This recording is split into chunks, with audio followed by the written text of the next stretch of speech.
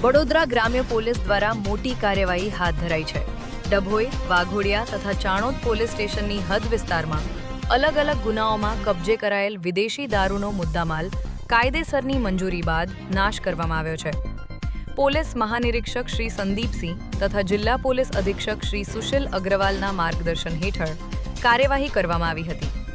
નામદાર કોર્ટની મંજૂરી મળ્યા બાદ સીતપુર ગામ સ્થિત તુલસી રેસિડેન્સી ખાતે અધિકારીઓ અને પંચોની હાજરીમાં રોલર ફેરવી કુલ 21,373 બોટલોનો નાશ કરવામાં આવ્યો, જેમાં ડભોઈ પોલીસ સ્ટેશનના 10,123 બોટલ કિંમત ₹13,09,003, વાઘોરિયાના 834 બોટલ ₹87,080 અને ચાણોદના 10,416 બોટલ ₹26,07,206નો સમાવેશ થાય છે।